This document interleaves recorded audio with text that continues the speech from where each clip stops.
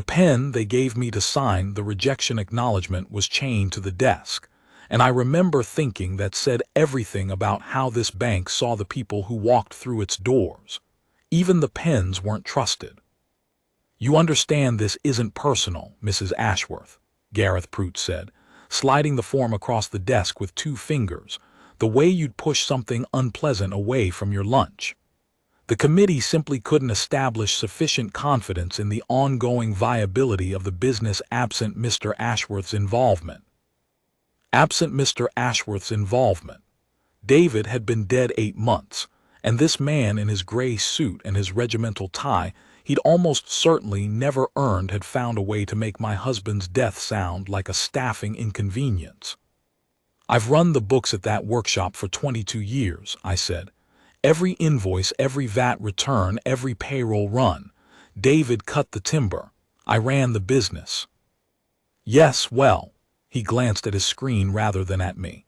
"There's no formal record of that, is there? No directorship until this January.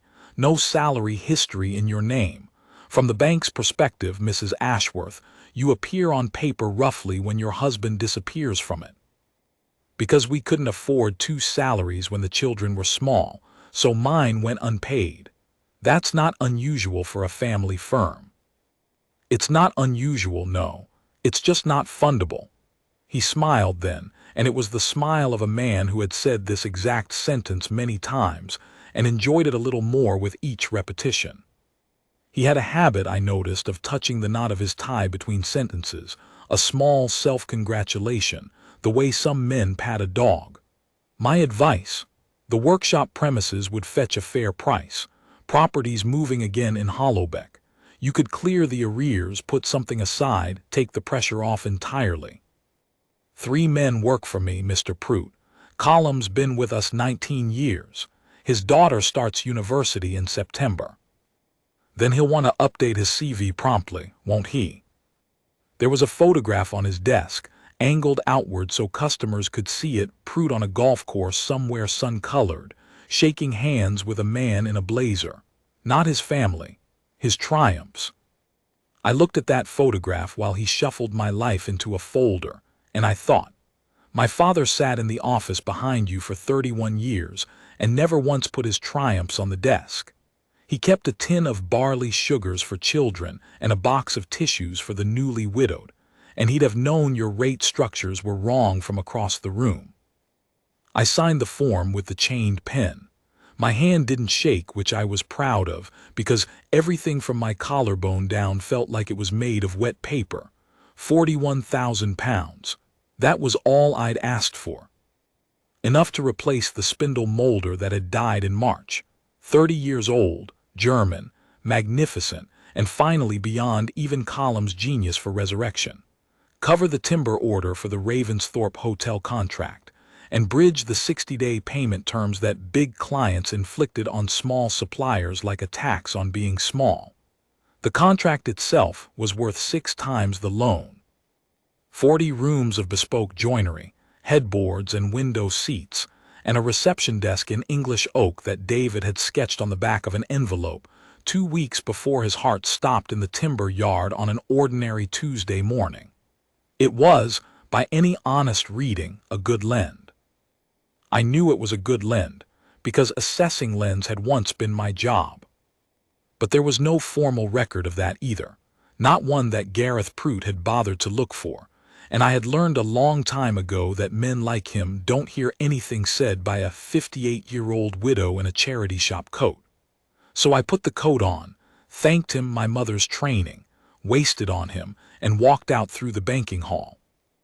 And here is the strange thing, the thing I've never been able to explain to anyone who didn't grow up the way I did. Walking out through that hall, humiliated, frightened, doing sums in my head about which supplier I could hold off longest, I still loved the room. The high windows with their arched tops, built in 1887 by men who believed a bank should look like a promise kept in stone. The mahogany counter they'd never quite managed to rip out when the refits came through, though they'd bolted card readers to it like limpets on a ship's hull.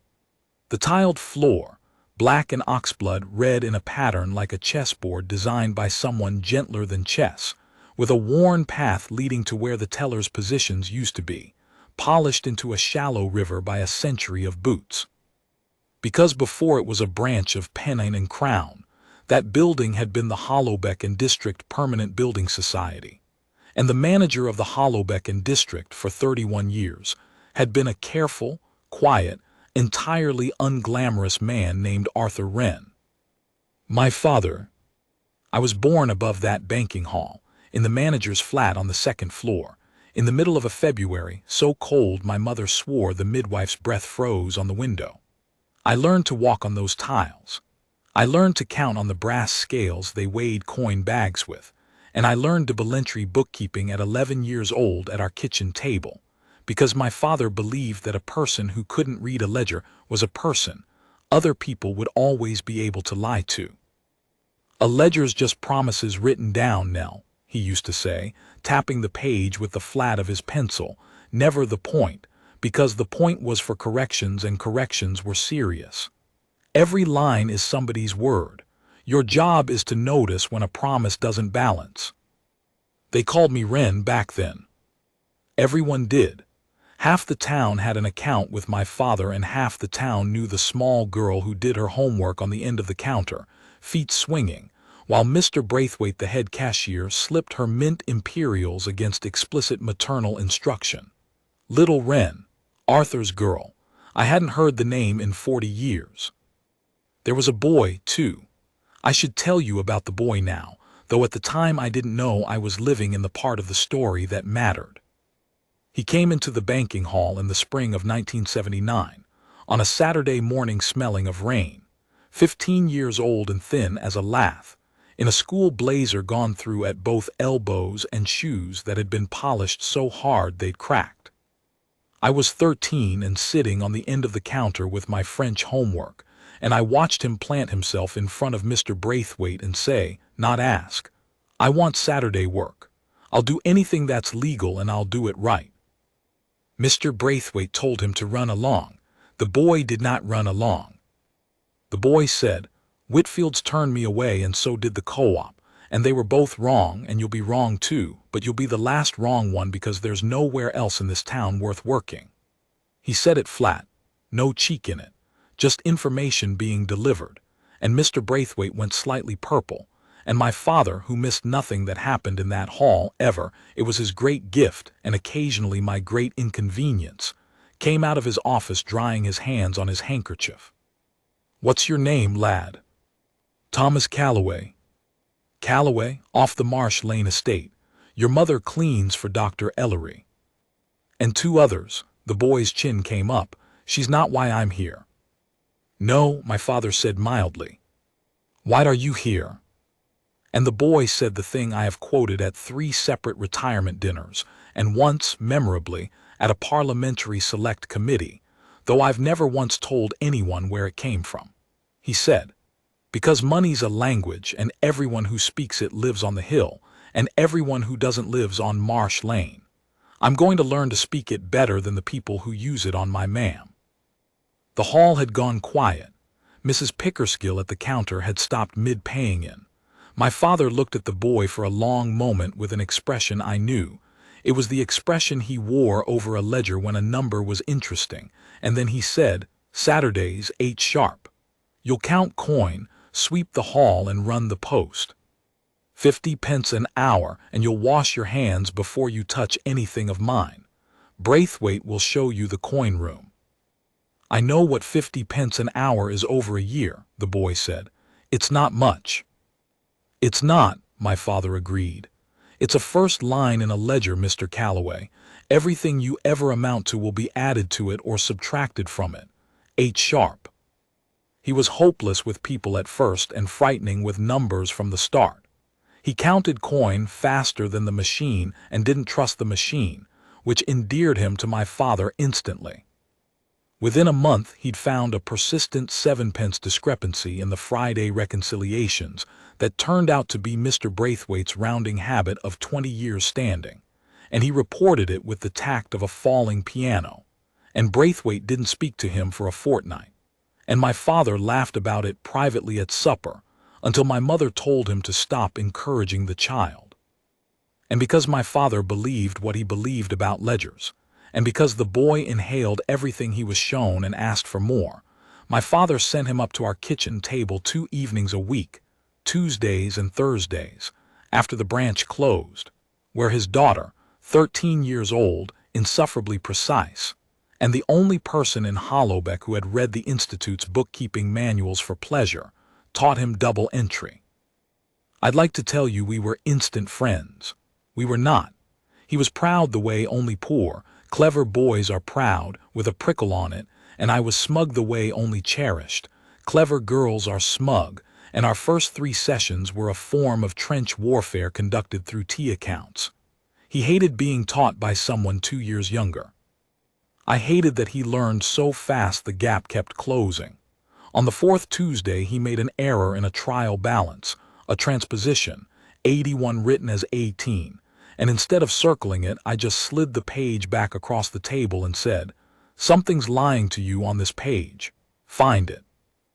And he bent over that page for 11 minutes by the kitchen clock, absolutely silent, and when he found it he looked up with an expression of pure, lit joy.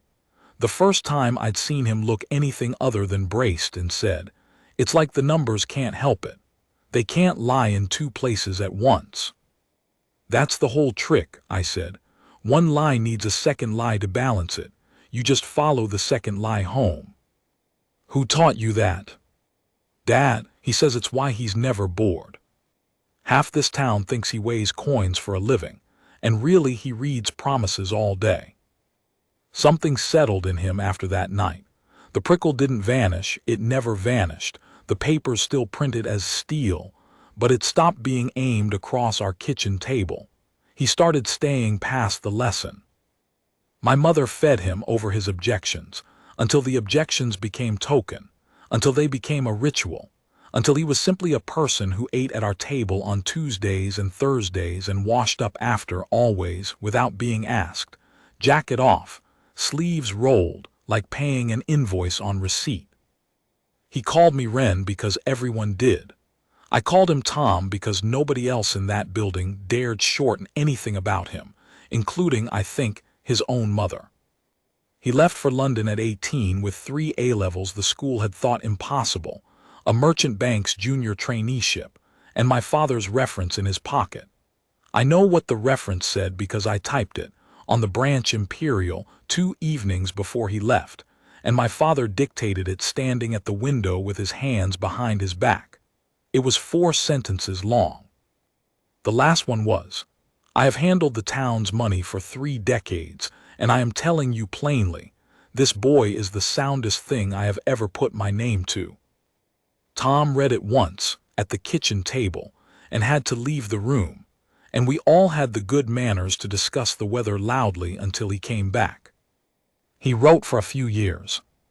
Then the writing spaced out the way it does, and then it was Christmas cards, and then it was the business pages, chief this, executive that, a photograph every few years of a man getting grayer and graver, and I'd hold the paper up and say to David, I taught him what a credit note was, and David would say, and I've a bridge to sell you, love, because I'd stopped telling the story with enough detail for anyone to believe it.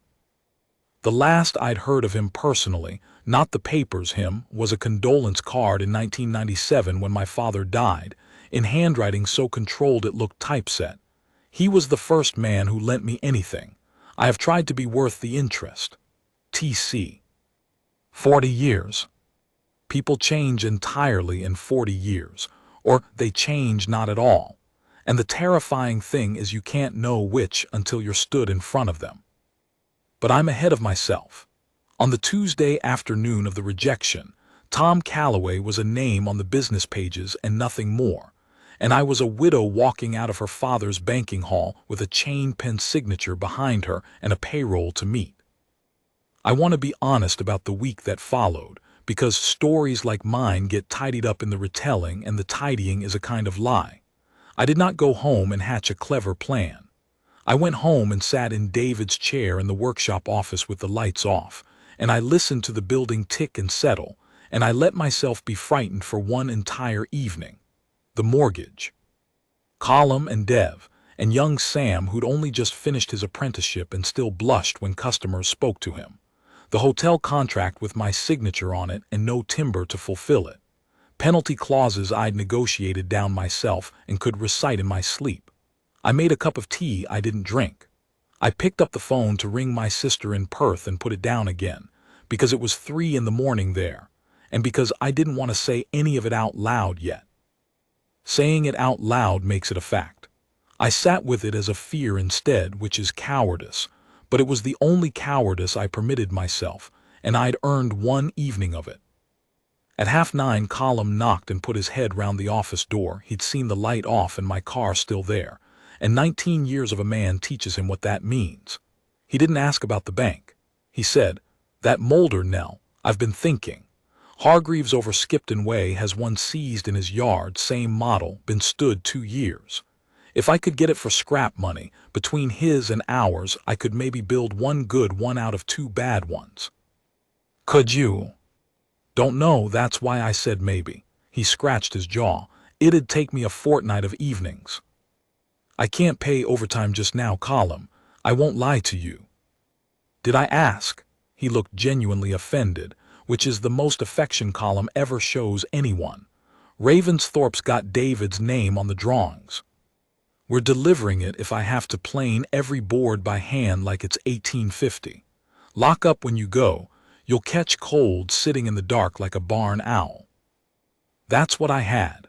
And I want that written into the record before any of the rest of it, because when the papers eventually told this story, they made it about me and Tom Calloway, and it was never only that.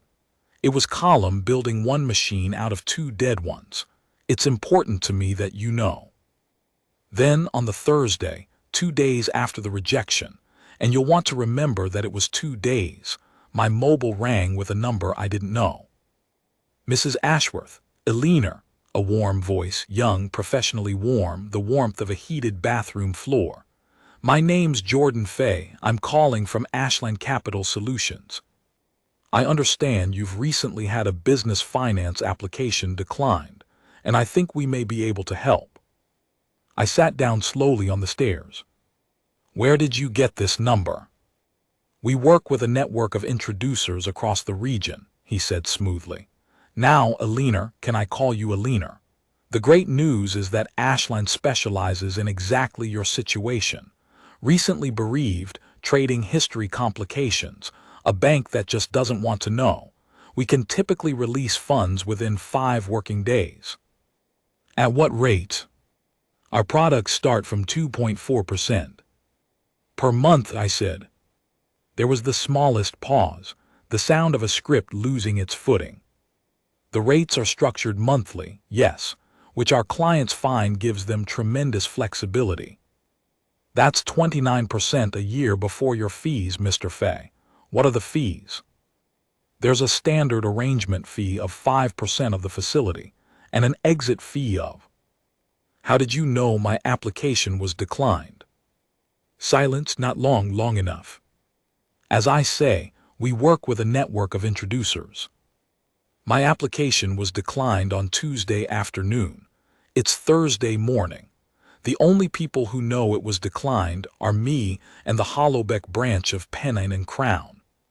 So which one of us is your introducer?" He recovered the way they're trained to, with a laugh and a pivot, and offered to send me a brochure.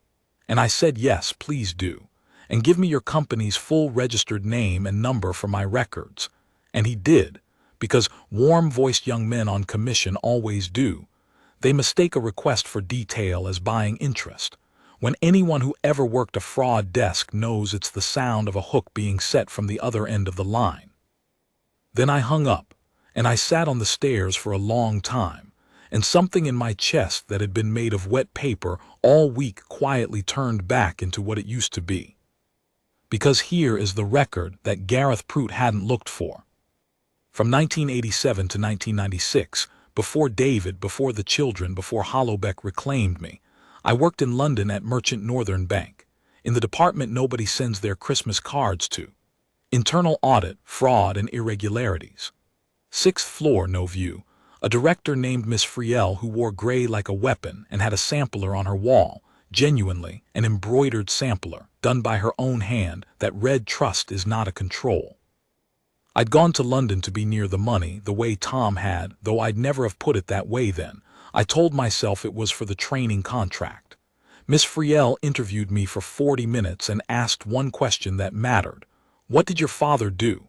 And when I told her, she nodded once and said, building society men. They think in decades. The clearing banks think in quarters, which is why they need people like us. You start Monday. 9 years. I'll tell you about one case, because it's the one that taught me the method I used against Gareth Prout a quarter of a century later, and because Miss Friel always said a professional should be able to explain her craft with a single specimen. In 1991, I was sent to a regional processing center in the East Midlands because the internal numbers were too good. Not bad, good. Supplier costs at that center ran 4% under every comparable site, year after year, and the manager, a Mr. Diverson, had won an efficiency commendation 2 years running. Everyone else on the audit plan wanted the sites with problems. Miss Friel taught me to want the sites with miracles. Losses have 100 honest explanations, she said, handing me the file. Perfection has about 3, and 2 of them are crimes. It took me 5 weeks. The center's stationery, cleaning, and maintenance contracts were spread across 11 suppliers, all with proper invoices, proper VAT numbers, proper letterheads, everything reconciled. That was the point. Reconciliation only proves the ledger agrees with itself, and a ledger will happily balance a lie against a lie all day long, my father's second lie following the first one home. So I stopped reading the invoices and started reading around them. Delivery notes. Goods in logs. The gatehouse book, where the security men recorded every van, because security men record everything and nobody who commits fraud on paper ever remembers the men at the gate. 3 of the 11 suppliers had never once, in 4 years, sent a van. Paper companies. Diverson had built them himself. The 4% saving was real spending diverted through ghosts back to his own accounts, and he'd been careful with everything except the physical world, because desk criminals always are. The paperwork is a garden they tend daily. The gatehouse book is weather. You can't fake weather. Miss Friel read my findings, bound notebook, contemporaneous, dates against dates in a tabulation she later used in training, and said the only unqualified praise I ever heard from her. You read around the record, Wren. Most people only ever read the record. Diverson's paperwork was better than ours. His van deliveries were not. And then, because she was Miss Friel, don't let it make you clever. Clever gets flattered into stopping one question early. You ask the next question always, especially when someone warm is telling you there's no need. I resigned in 1996 to marry a joiner from home, and she asked me 3 separate times whether I was quite sure, and the 3rd time she wasn't really asking about the joiner. I was sure. I've never once regretted it. 26 years of David Ashworth was worth every marble atrium in London, and the workshop's ledgers got the same care Merchant Northerns had. And if the world decided a woman doing that from a Dales town had stopped existing professionally, that was the world's bookkeeping error, not mine. But you don't forget the work. It's not knowledge, it's a way of seeing. And what I had just seen, sitting on my own stairs in my dead husband's cardigan, was the outline of something with a shape I recognized, the specific, greasy shape of a lead being sold. Somebody warm was telling me there was no need to ask the next question. So I asked it. Saturday was market day. I took my usual stall of nothing. I go for the walking and the talking more than the buying. And I found Susan Hartley at her flower stall, wrapping dahlias with the violence of a woman who has been polite to somebody recently and regretted it. Susan had been declined too. Her florists on Bridge Street, 26 years trading, declined for a £9,000 refit loan in April. Insufficient forward visibility, they'd told her, whatever that meant for a shop that had survived 2 recessions and a flood. And Susan, I said, keeping my voice level in the few days afterwards, did anyone ring you? She stopped rapping. How did you know that?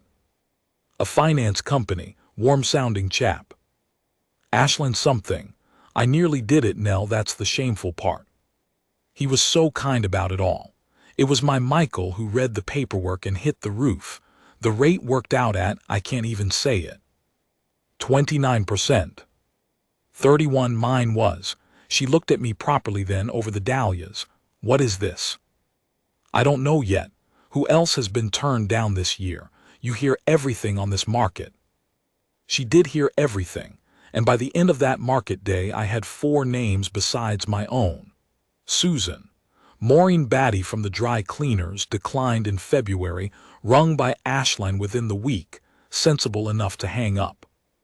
A young couple, the Prices, who'd wanted to buy the sandwich shop they'd been renting for 3 years, declined in May, rung twice, and now, quietly, giving up. Carrie Price told me about it by the cheese van in a voice that had already finished crying about it, which is the worst voice there is. And Colin Dobbs. I want to spend some time on Colin because Colin is what the scheme was for. The rest of us were the ones who got away, and getting away makes a thin story. Colin was the business model. Dobbs's garage sits on the Keithley Road where it sat since Colin's father ran it. 2 bays and a forecourt, and a dog called Ratchet who is on the payroll in spirit. Colin is 61, MOT certified, twice widowed by the same terrible decade, and the sort of mechanic who'll drive out at 11 at night to a broken-down hatchback with a child seat in the back and charge what the driver looks like she can afford. In January, his vehicle lift failed its inspection. A new one fitted was £14,000, and a garage without a lift is a man with a toolbox. He applied to Penn & Crown, where he'd banked for 35 years, for $12,000. Solid turnover, order book full, a trading history longer than Gareth Prout had been alive. Declined, insufficient security, Colin, who owns his premises outright. Ashline rang him on the 3rd day. And Colin, who can hear a warn bearing through a closed bonnet, but has never in his life read a compound interest schedule, because he never needed to, because he'd spent 35 years assuming his bank was the part of the world that did that for him, Colin said yes. He showed me the paperwork at his kitchen table, Ratchet's chin on my knee, and he kept both hands round his mug the whole time like a man warming himself at the scene of his own accident. 14,000 borrowed, the 12 he needed, plus fees rolled in, which is how they do it, so the wound funds its own infection. 2.6% a month, an arrangement fee of 5%. An exit fee that made early repayment a punishment rather than an escape, which told me everything about intent. Honest lenders want their money back. This contract was built to keep a man attached to it. £1,140 a month, and the balance, after 5 months of paying, was £90 lower than when he'd started. I do the sums on a Sunday night, he said. Every Sunday night at this table, and every Sunday I think I must be doing them wrong because a thing can't work like this, can it? A man can't pay and stand still. He turned the mug a quarter turn. I've not told our Lisa. She'd have it out of her house deposit before I finish the sentence, and I'll lose the garage before I'll do that to her. Another quarter turn. I've started doing MOTs Sundays and all. Cash ones. I know, don't say it, I've never done a cash job off the books in my life, Nell. My dad would've. And he stopped, and Ratchet lifted her head, and I looked out at the forecourt for a minute to give him the room. The ulcer he mentioned like a scheduling matter. The doctor had said stress, and Colin had laughed at her, he told me, because what did she think garages ran on? Colin, I said, I need to photograph every page of this agreement, and the bank statements showing the payments. And I need you to write down, best you can remember, the date Ashline first rang and what the man said. Why, what are you going to do with it? I used to check checkers for a living. Somebody at that bank is selling us. Your agreement is the only one of the 5 where money actually moved, which means yours is the only file with a wire in it that leads somewhere.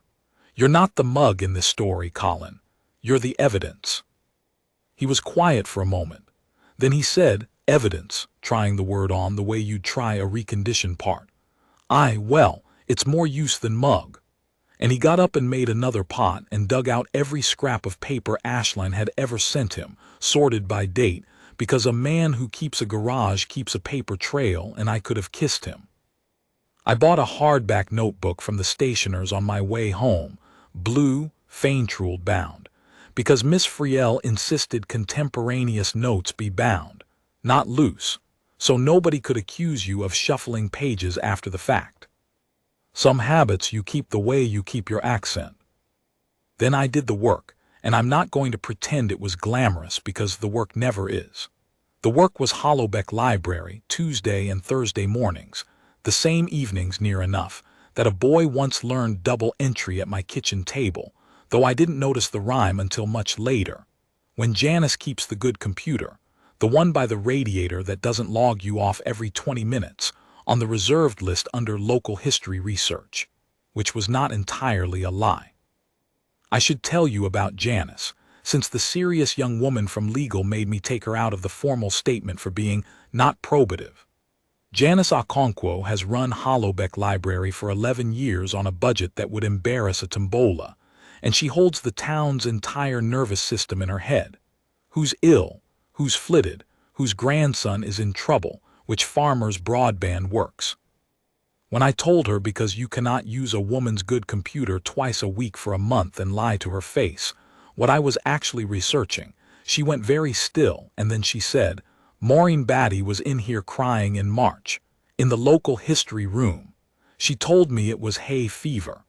She took her glasses off and cleaned them, which I came to learn was Janice arming herself. The computer's yours till closing. And Eleanor, the Courier's back issues are on Microfiche in the cellar, and the fiche reader works if you thump it. If you need anything from the record, I am the record. It was Janice who thumped the fiche reader and found me the 2019 Courier piece, Local Banker Celebrates 19-Year Service, with the photograph of Gareth Prout accepting his framed long service certificate and the caption that gave his name in full. Gareth Brian Prout. File that. We'll need it in a moment. The rest was Company's House, which is free and public and which almost nobody ever reads, which is precisely why people like the people behind Ashline Capital Solutions Limited feel safe.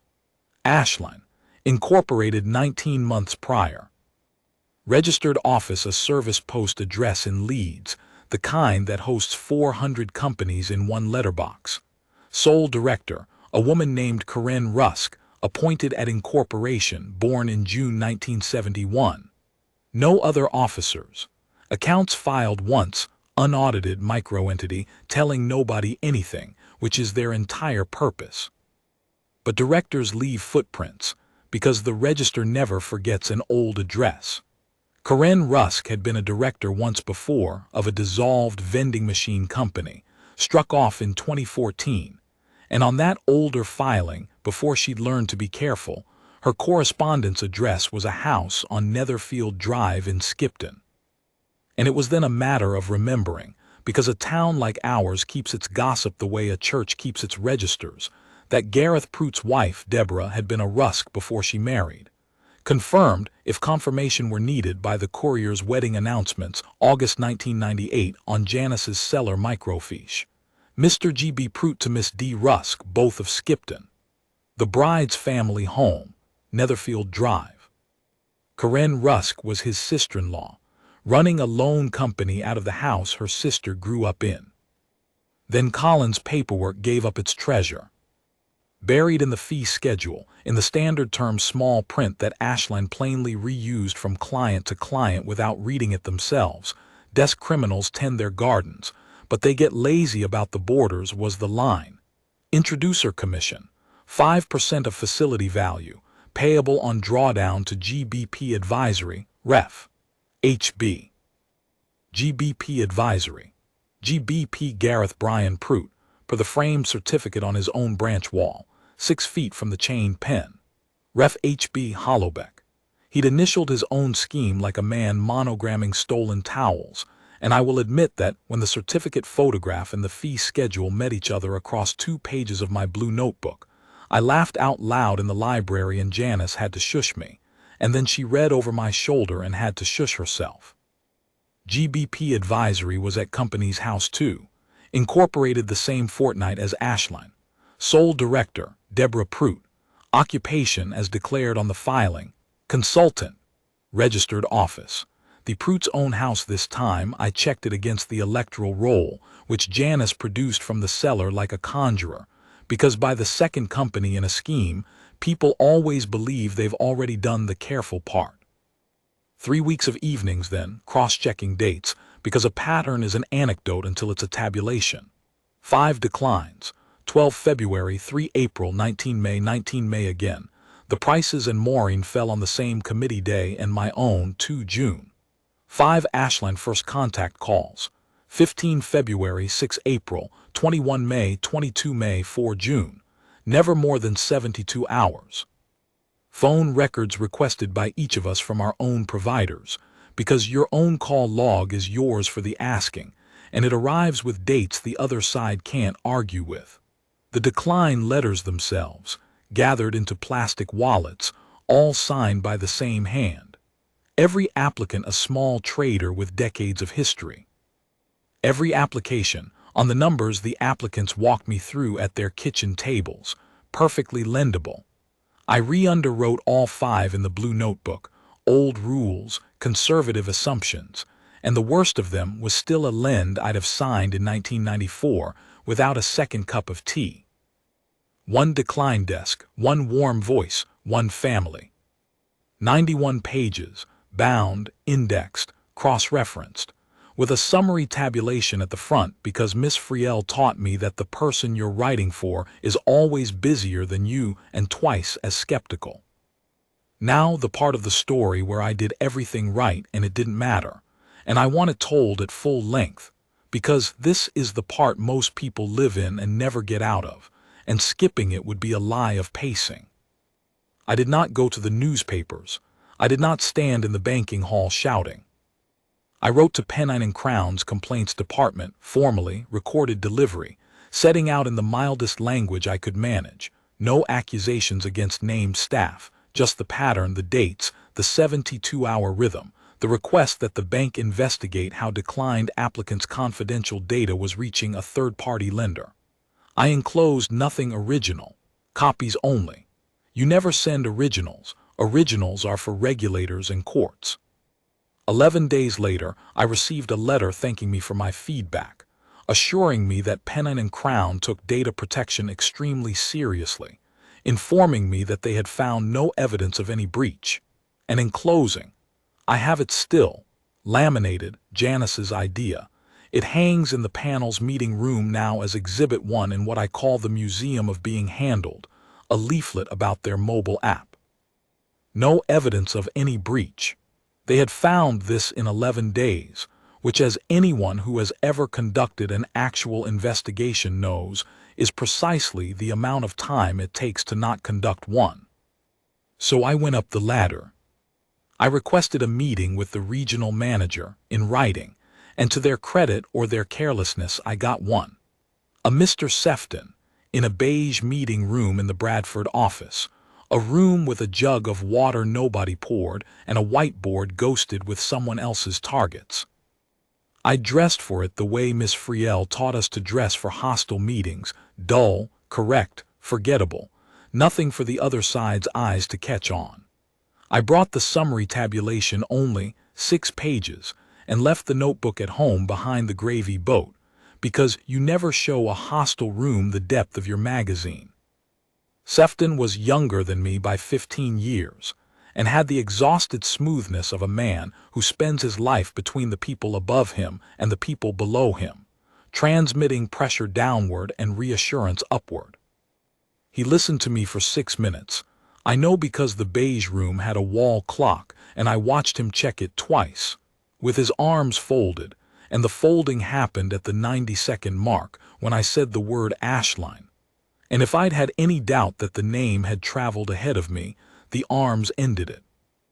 Mrs. Ashworth, he said, when I paused for the question a listening man would have asked, I have to be candid. What I'm hearing is a declined applicant with a grievance and a, forgive me, rather colorful theory. Coincidences of timing. A finance company that, like every finance company, buys marketing lists. An unfortunate surname connection that I'd caution you very strongly against repeating, because that sort of thing has a legal name. Gareth Prout has been with this bank for 19 years. My father managed that branch for 31, I said. Longevity isn't character, Mr. Sefton, it's just time. He didn't like that. Something happened around his mouth, a small tightening, the look of a man who has been given a sentence he'll be repeating to someone else later in a complaining voice. 5 for 5, I said. Every decline from one desk, every victim wrung inside 3 days by one lender, directed by a company owned by that desk's sister-in-law, paying commission to a company owned by that desk's wife. If a marketing list explains that, Mr. Sefton, sell me the list. I'll wait. I think, he said, standing, which is how men like Sefton say a meeting is over, that we'll agree to let the proper process run its course. The complaints team has already reviewed this matter. There is a financial ombudsman if you remain dissatisfied. And Mrs. Ashworth, genuinely, as a courtesy, be careful what you put your name to. The bank has to take defamation of its staff as seriously as it takes any other matter. That's the first thing you've said all meeting that I believe, I told him, and I gathered my 6 pages, and he did not offer his hand, and the water sat unpoured, and I drove home over the tops with my hands very correct on the wheel, at that temperature of anger where you drive beautifully. 8 days later, my business overdraft, held at that branch since 1998, never once breached, not once, not in the foot-and-mouth year, not in the crash, not in the spring David died, received a letter announcing an account conduct review, requiring 3 years of management accounts within 21 days, and reminding me that the facility was, as all overdrafts are, repayable on demand. No signature. A department, not a person. But I knew whose desk it had crossed, and I knew what it was. A hand closing gently around the pipe that kept my business breathing, to see if I understood. I sat at the kitchen table with that letter for a long time, and I will tell you the truth because I promised no tidying. For about an hour it worked. I thought about Colum's daughter and her university, and Sam's blush, and the Ravensthorpe penalty clauses, and I actually thought I could stop. Post the notebook to the ombudsman, let the wheels grind for 2 years, keep my head down, keep the overdraft. Susan got away. Maureen got away. Only Colin was bleeding, and Colin wasn't mine. And there my father, dead 29 years, cleared his throat somewhere behind the gravy boat. Every line is somebody's word, Nell. Colin Dobbs's Sunday night sums were a line in somebody's ledger, £1,140 a month, and the promise on that line did not balance, and I was the only person in the county who had read it. Also, and this is the professional talking, not the daughter, the letter was a mistake. It was meant to say, "We see you, stop." What it actually said, to anyone who'd spent 9 years in fraud and irregularities, was, "You are close enough to something that a frightened man has started using the bank's own machinery for personal reprisal, in writing with a date on it." He'd added a page to my file himself. Diverson and his gatehouse book. They always forget the weather. I photographed the letter, indexed it, page 89, sent the accounts they demanded, beautifully prepared, 3 days early, because you give a hostile process nothing to hold, and went back to waiting for a door. That was the state of things at the end of August. The case complete, the institution sealed, the file behind the gravy boat, and me lying awake doing sums about what happened if they called the overdraft before I found the door. The door, when it came, arrived through the letterbox folded inside the Hollowbeck Courier. Pennine and Crown had had a filthy year in the papers, an IT collapse in the spring that locked customers out for 6 days, a me-selling scandal in the Midlands, a chief executive resigning to spend more time with his share options, And the board had brought in a new chairman with a mandate to, and I quote the press release Janice printed for me, rebuild the bank's covenant with the communities it serves. His first act was a listening tour of 40 branches. Hollowbeck, to everyone's astonishment, was on the list. Someone in communications, I later learned, had picked it off a spreadsheet for being photogenic and quaint, which is the single greatest contribution a communications department has ever made to the detection of financial crime. For a week beforehand, the branch was scrubbed like a ship before inspection. New posters in the windows, all featuring the laughing multi-generational families that banks believe in the way medieval maps believed in sea monsters. A carpet cleaning van 2 days running. Gareth Prout got a haircut that made him look like a large boy attending a court hearing. I read the chairman's name on the Wednesday at my kitchen table, and I had to put my tea down. Thomas Calloway. I sat there while the tea went cold, and I was not, whatever the retellings say, triumphant. I was terrified in an entirely new register, because you must understand what 40 years of the business pages can do to a boy from a kitchen table. I had watched from a distance the papers turn him into a set of adjectives: ruthless, glacial, formidable, and adjectives like that are earned somewhere. The man coming to Hollowbeck on Friday had closed branches by the 100 at his last bank. I'd read the coverage. There had been protests in Welsh towns with brass bands. What if the boy who found the 7 pence was 40 years buried under the man who found the efficiencies? What if he was steered past me by handlers, and I got 15 seconds and spent them being an old woman claiming acquaintance? Worse, what if he did remember me, warmly, publicly, uselessly, a photograph with Arthur Wren's daughter for the Covenantry building brochure, and then the machine folded him back into itself, and my file died in the same drawer as my complaint? I decided I would not appeal to the boy. I would present to the chairman. If the boy was still in there, he'd surface on his own or not at all. You can't summon a person. You can only put the truth where they'd have to step over it. I told nobody except Janice, who closed the library early to be in the branch queue as a witness. Returning, she said, holding up a paperback as her alibi. An overdue book, which is ironic, given I wasn't on the little list of community representatives. Sefton had curated the vicar, a school head, 2 hand-picked business owners with nothing but compliments and a plate of shortbread. I was just a customer in the queue in the good navy coat, David's last Christmas present, with 91 pages held against my chest like a breastplate. That was the plan, if you can call it a plan. Be in the room and trust the room. The room had raised us both. He came in at 11, trailed by 2 aides with the lean, listening look of people whose whole job is their principal, a photographer from the Courier, Mr. Sefton in his best suit and a tie chosen by a committee, and Gareth Prout wearing the expression of a man passing a kidney stone at a wedding. He was grayer, of course, and heavier in the way that power makes men heavy, and he moved through the branch with that professional half-smile, shaking hands, saying the things. Wonderful old building, heart of the community. He was 4 feet from me, being steered past the queue towards the manager's office, my father's office, when he stopped. Not at me at first, at the floor. I watched Thomas Calloway, chairman of Pennon and Crown, stop mid-stride and look down at the worn river of tiles leading to the old counter line.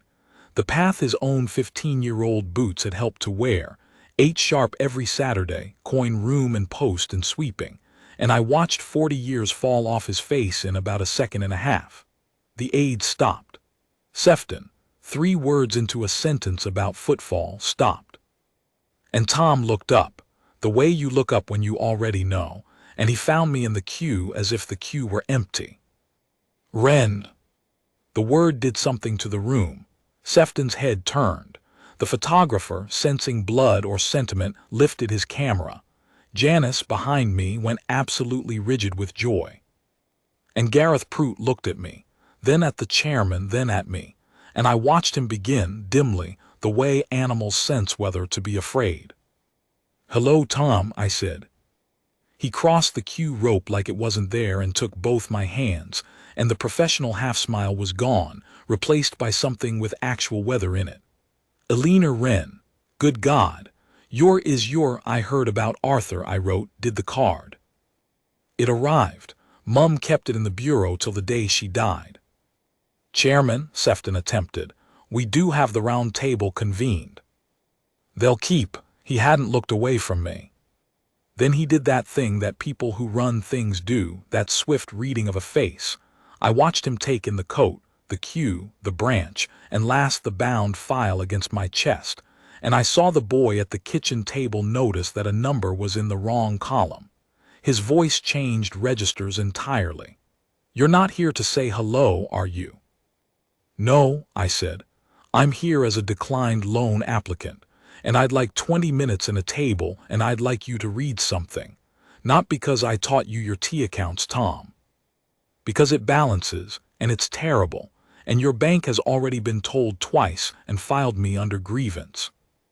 Behind him, Sefton said, Chairman, I should give you some context. This is a customer with an ongoing complaint. There's a process. There is, Tom Calloway agreed pleasantly, still looking at me. And I'm the end of it, he turned. Mr. Sefton will be using the manager's office. Mrs. Ashworth and I just us to start. A beat. It used to have a green lamp with a chip in the base, left side of the desk. I couldn't say Chairman. No, he said, well. The lamp was long gone, of course. The office had been beigeified like everywhere else. The fireplace boarded. My father's wall of framed town photographs replaced by a poster about mortgage products featuring one of the sea monster families. But the proportions of the room were my childhood's proportions. I had done homework on that windowsill, been told off in that doorway, watched my father shake Colin Dobbs's father's hand across a desk in that exact spot. And when Tom sat down behind the desk where my father had sat, I had to take a moment with the window before I could begin. Take your time, he said quietly. I had a moment with the floor, as you saw. Then I began, and I gave it to him the way Miss Friel taught me to give findings. No adjectives, no theory ahead of evidence, summary tabulation first. The 5 declines. The 5 Ashline approaches, all within 72 hours, phone records attached. The rate structures 29 to 34% effective, fee schedules photographed. The company's house chain, Ashline to Corinne Rusk, Rusk to Netherfield Drive to Deborah Rusk's wedding announcement, Deborah Rusk to Deborah Prout to GBP Advisory to the commission line in Colin Dobbs's fee schedule, Ref HB. The long service certificate with the middle name. My re-underwriting of all 5 applications, old rules, conservative assumptions. The complaints letter and its leaflet about the app. He made a small sound at the leaflet, not quite a laugh, more a note being taken somewhere structural. The Bradford meeting, reconstructed from my contemporaneous notes, including the defamation courtesy. And last, page 89.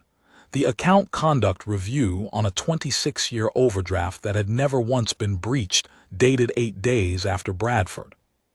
He read the way he'd always taken in numbers, very still, very fast, one finger moving down the tabulation, and about 10 minutes in he stopped asking me questions because the file was answering them before he formed them.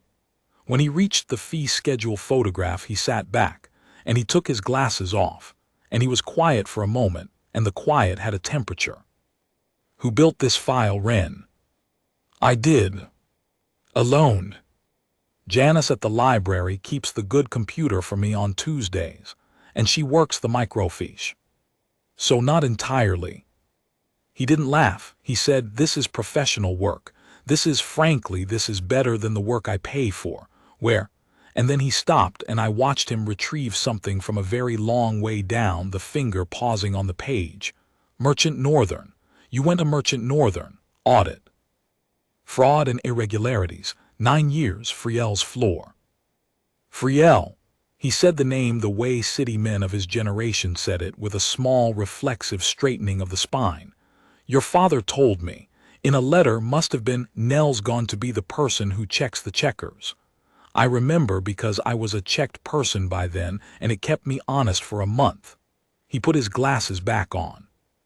His jaw had set in a way that I imagine several boards of directors have learned to notice.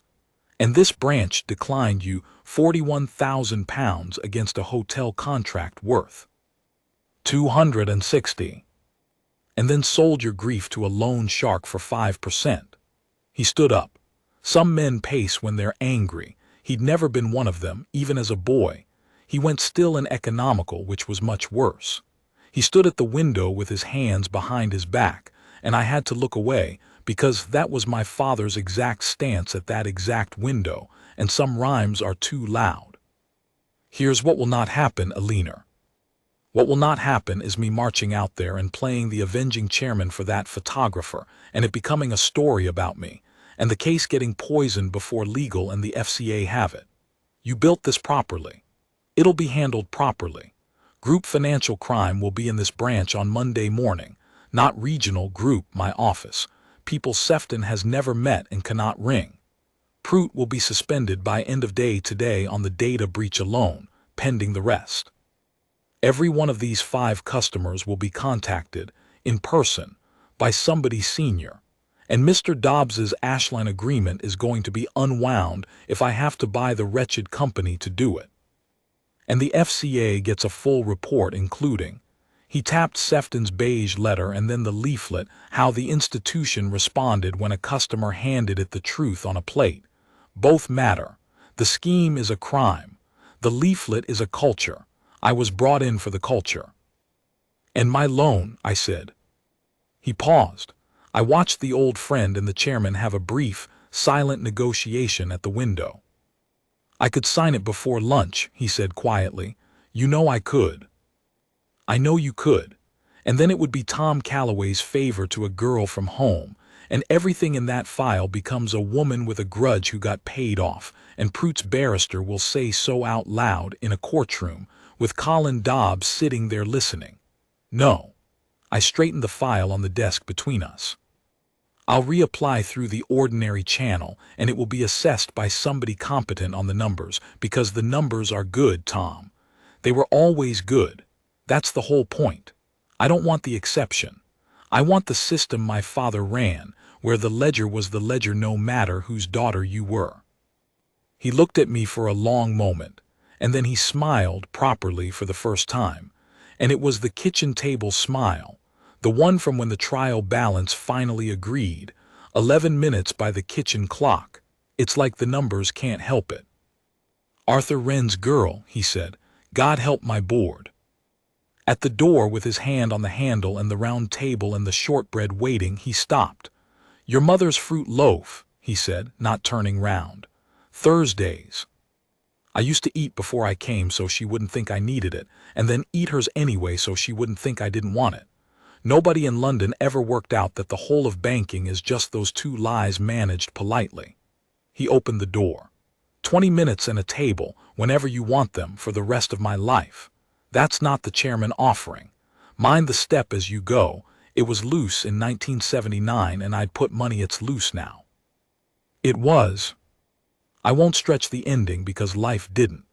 Gareth Prout was suspended that afternoon, escorted out past the queue at 10 to 4, carrying a cardboard box, past Susan Hartley, who happened, entirely by chance she has always insisted, to be paying in her takings at the time, and past Janice, who had found something else overdue. The investigation took 11 weeks. It found 9 victims, not 5, 2 more branches with echoes of the same scheme, one in Otley, one in Colney, because once someone finally lifts the carpet, the moths are never only where you looked. And a money trail from Ashline through GBP advisory that even Corinne Rusk's accountant declined to defend, resigning by email with a speed that group financial crime described to me, over tea, as eloquent. Sefton was not accused of the scheme because he hadn't been in it. He had merely made himself its weatherproofing, and he took early retirement in the spring with a statement about new challenges, and the beige room in Bradford presumably ghosted his targets onto its whiteboard for the next man. There was a prosecution. There is, at time of telling, a conviction under appeal, and I have been advised by a very serious young woman from legal to say no more than that, so I shan't, except that Colin Dobbs gave evidence in his one suit with his Sunday night sums in a notebook of his own, and was magnificent. My reapplication went in on a Tuesday and was approved in 9 days by a credit officer in Leeds I have never met, at a decent rate on the numbers, with a covering note that read in full, "Strong application. Not sure why this was ever declined." I had it framed. It hangs next to the laminated leaflet. The spindle molder arrived in a lorry that Colin met like a returning soldier, and then he finished building the Frankenstein molder out of the 2 dead ones anyway, on principle, and it runs to this day, and he calls it Lazarus, and nobody is allowed to touch it. We delivered the Ravensthorpe contract 4 days early. The hotel's project manager wrote us a reference that Sam has framed in the workshop office, slightly crooked, next to David's photograph, and when I straightened it once, Sam quietly put it back crooked, and I've left it alone since, because some ledgers balance in ways that aren't mine to correct. Colin's agreement was unwound, every penny of interest and fees returned with compensation on top. He cried in the market square and pretended it was the wind, and we all pretended with him, and Ratchet got a new bed out of it, tartan, ridiculous, entirely deserved. He told Lisa everything the same week. She hit the roof, as forecast, then drove up from Sheffield and took her father to lunch every Sunday for 2 months, which put an end to the cash MOTs and, the doctor says, most of the ulcer. And in the spring, Pennant and Crown announced a new national panel, customers and small business owners reviewing the bank's lending conduct and complaints handling, reporting directly to the chairman's office, with teeth in its terms of reference that I know for a fact were sharpened at a kitchen table, because I sharpened them there myself over 2 long evenings, with Tom Calloway on the other side of the teapot complaining that I hadn't got any easier to negotiate with since 1981, and eating. I noticed 2 slices of fruit loaf from my mother's recipe, managing both lies politely. They asked me to chair it. I said I'd do it 3 days a month because I have a workshop to run. The first panel meeting was held in Hollowbeck, at Tom's insistence in the old banking hall, at a long table set up on the worn river of tiles. Janice sits on the panel, officially now, badge and all. The record at last has a salary. Before everyone arrived, I stood alone in that room where I was born upstairs, where my father kept a town's promises for 31 years, where a frightened, brilliant boy once counted coins on a Saturday, and where a man with a chained pen once told me to sell my life and take the pressure off. A ledger is just promises written down. Every line is somebody's word. And it doesn't matter how gray the suit is or how high the office, sooner or later, somebody's daughter checks the columns. My father taught me that in this room, and it balanced,